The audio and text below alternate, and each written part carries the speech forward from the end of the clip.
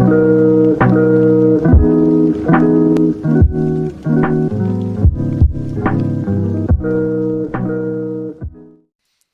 guys, what is going on? RedMaster here, and welcome back to the episode of TV Commentary. If you guys don't know already what this series is about, I'm going to go through the good old cards TV, pick out a couple matches, showcase them, and give my little tactical commentary. I don't know why it's tactical, but it's tactical commentary now. I'm going to give my commentary on these matchups. So, without further ado, let's go ahead and jump right into match number 1 and see what we've got.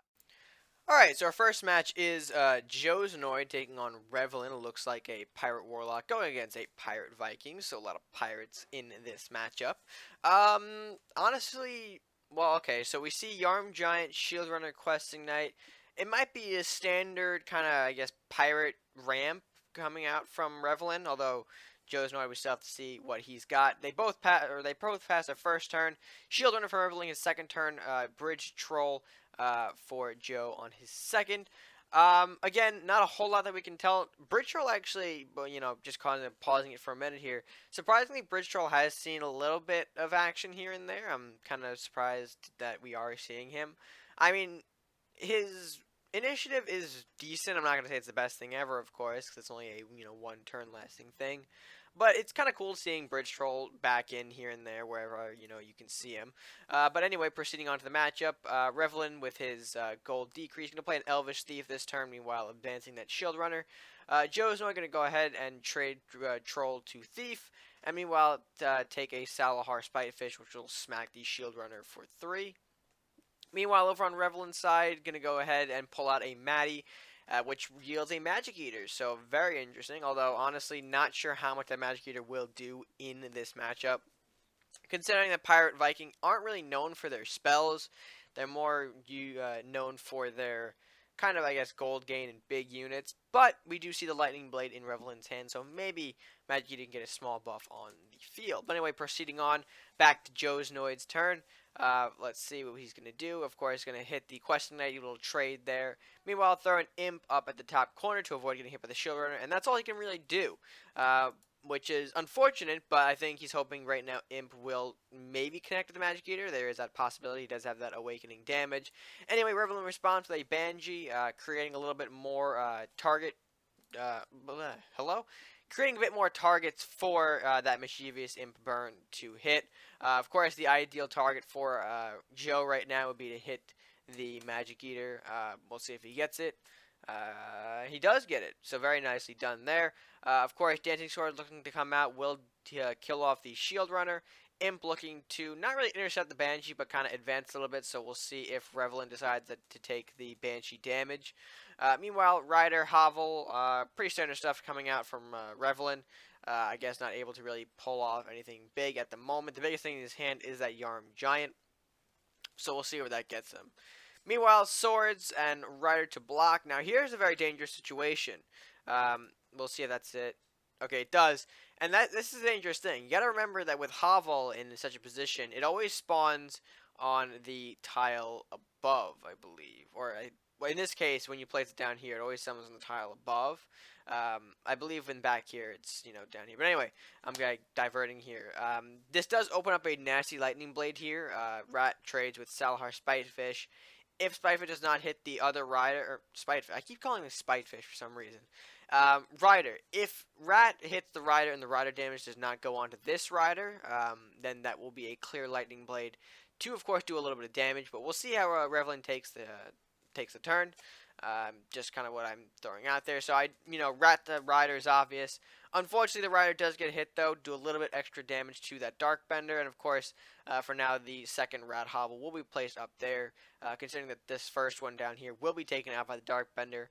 Gonna go ahead and put a Dwarven Scope on that thing as well for a little extra oomph to that takedown of the Hovel, I guess. Meanwhile, Swords advancing up, Rider moving all the way forward. We'll see what happens there. Rat to Rider. Rider doing a little bit of damage to that new Rat Hovel. Question Knight comes out, lunges forward. Maddie to protect that Hovel goes back to Joe. Joe responds to the Dragon's Fire, so again, getting a lot of good Dragon's Fire value here. Not many units that are currently on Revelant's board. Or, the hand looking only like the Yarm Giant, which will be played next turn, but Overall, smart use of the Dragon's Fire there. Gonna go ahead and take down the Hovel, move the Darkbender up to maybe a bit more of an aggressive position. Ending the turn, forcing Revelant to actually go ahead and use that Yarm Giant to take out the sword. So not really a big trade there, or at least not really the one that you want to make with Yarm Giant, especially since you want to use him for a lot more rather than just taking out one unit. Anyway, Darkbender go ahead, connect 4 damage to the castle. Robins moves in as well, so a little extra treasure for Joe's next turn. And back to Revelant, we see a Swordsman being played, plus Plunder, which will go on to that Darkbender. So, trying to mitigate the amount of damage coming in from the Darkbender, since he knows that Darkbender is going to continually hit with Dwarven Scope. But Swordsman down here, hopefully forcing the Darkbender to retreat a little bit and not hit the castle, maybe because he's not able to destroy it this turn, but we'll see. We'll see how that goes. Meanwhile, over on Joe's side, another Dwarven Scope, this time on the Robins. Of course, I'm kind of confused on how that kind of positioning worked.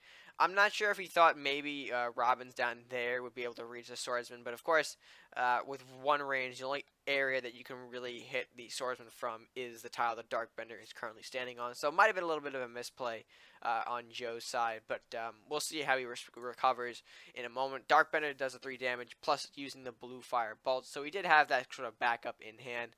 I'm pretty sure he wanted to use the Robins rather than the Blue Firebolt to take that down. Unfortunately, he just didn't really position the units in the correct way, considering that Scope only gives your unit one range, not two like most other natural range units have. So you got to be a little bit more mindful of that. If he were to play Robins, where Darkbender was, maybe move Darkbender maybe to this square right here, the one above Robins. That shouldn't actually, would that have been able to reach? I'm not sure. I'm not sure about the math on that one, but yeah, it might have been just a mistake there. But anyway, going back, Revelant doesn't really have a lot of options to recover. We see Armory, we see a Fat Bart, and actually, that's all he's got left. So, again, and then we see the Demonic Rage on Darkbender. So, not a whole lot that Revelant can do in this situation, and that is one of the big downsides when you're playing a Pirate Viking.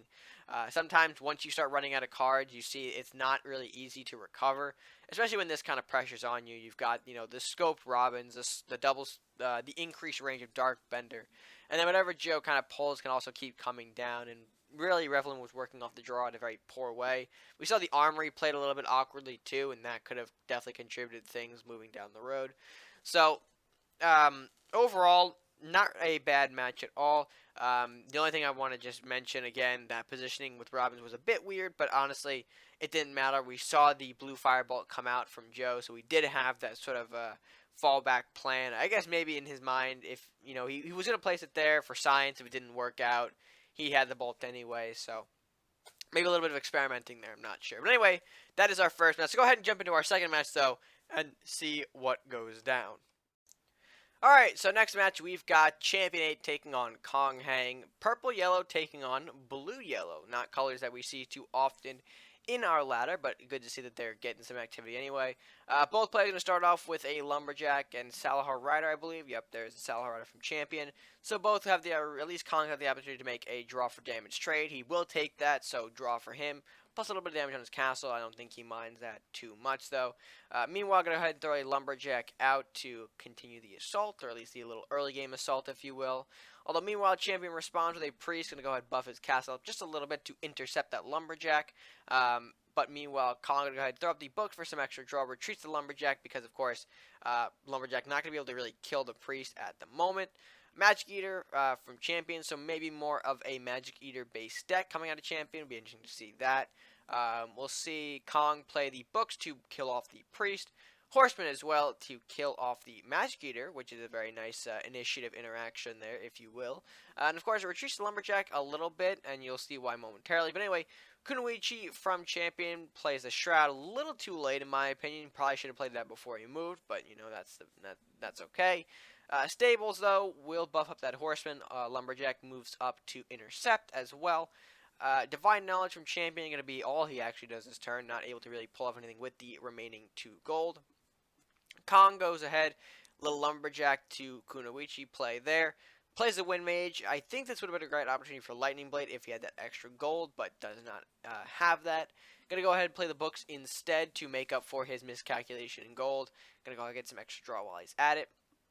Griffin comes out, the yin to Minotaur's yang, if you will. Kunoichi going to go ahead and slash the Sora Horseman as well.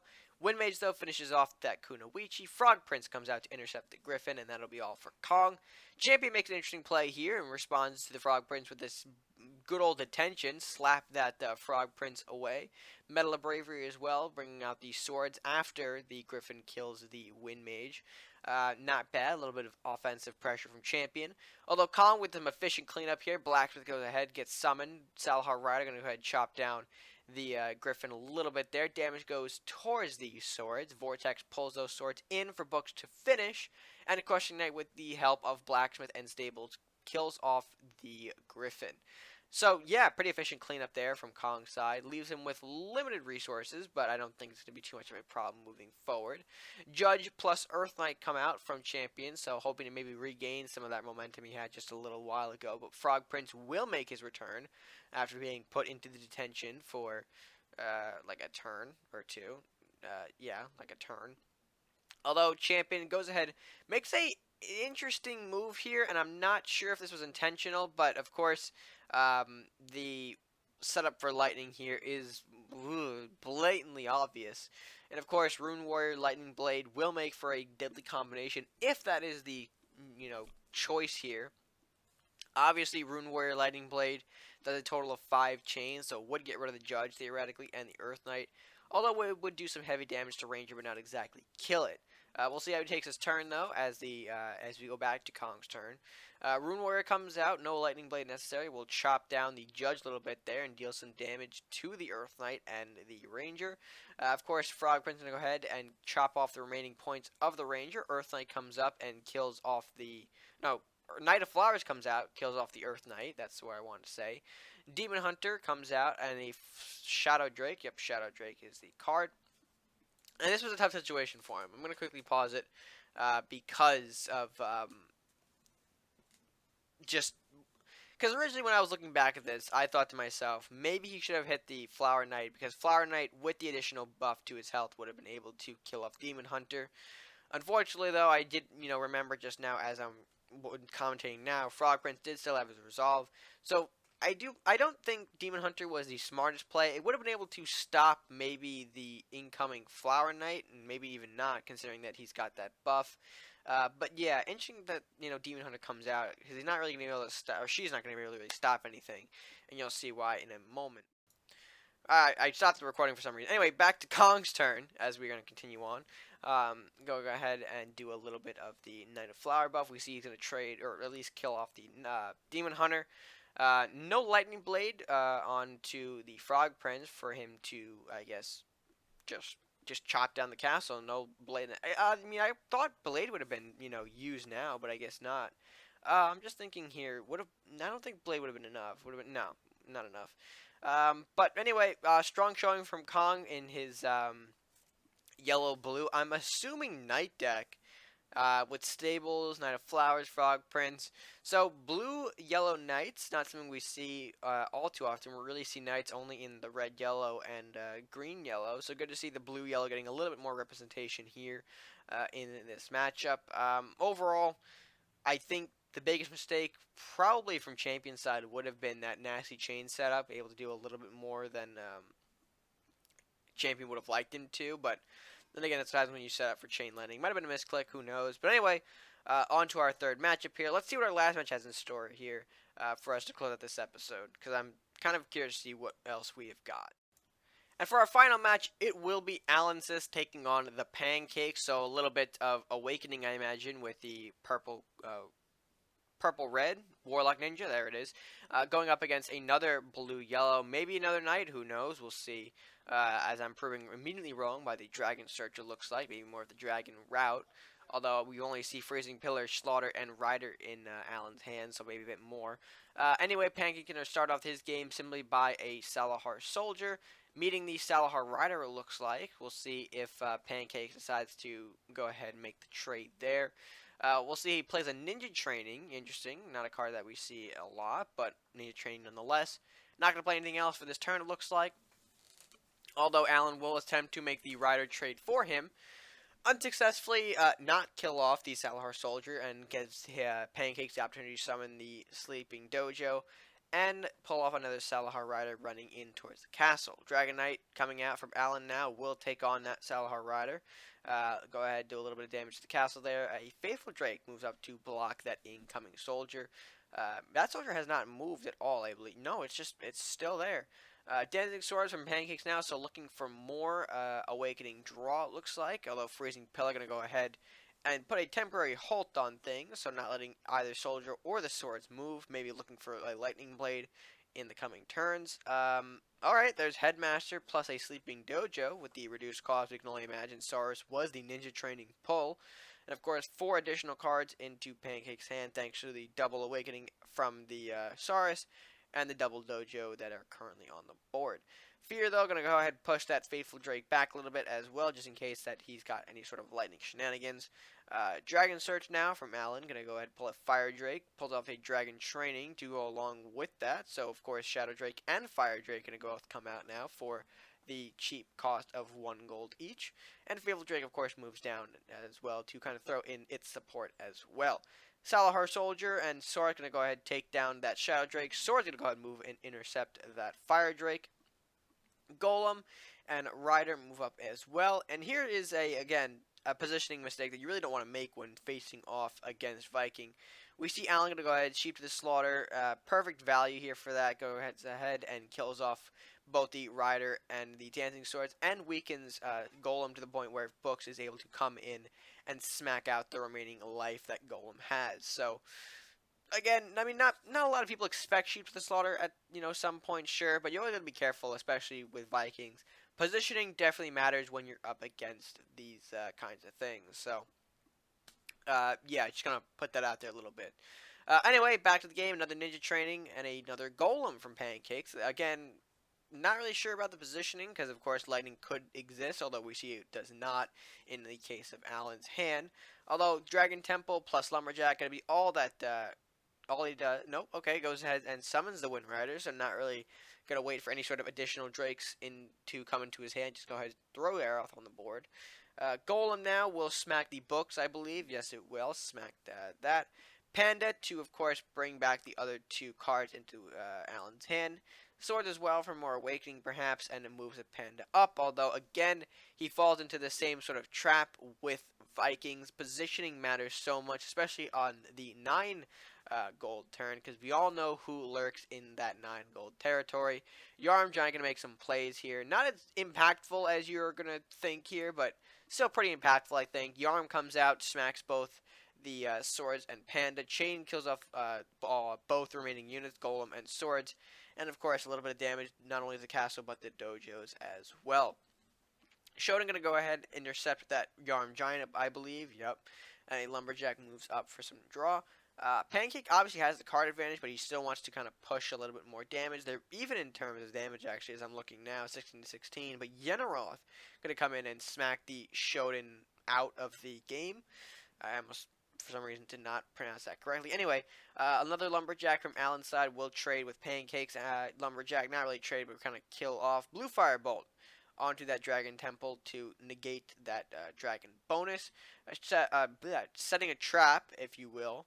And, of course, putting his imp a little bit more aggressively. So we have to assume that maybe that trap is going to be a Secret Dragon or a Jitsu to hopefully maybe catch the Yenneroth off guard. Lumberjack looking to go ahead and scout that out, though, as we see trap activated. It will be the Secret Dragon coming out. And, of course, the Green Drake going to be summoned as a response.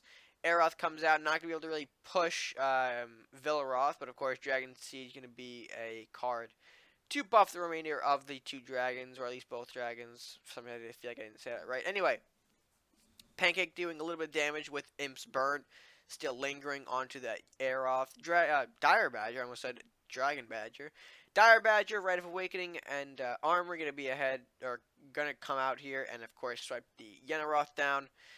Green Drake as well to kill off the remaining bits, but we see it's already over. Lightning Blade in Allen's hand from the Aeroth will be the game ender here, and overall a strong showing for the blue-yellow dragon side.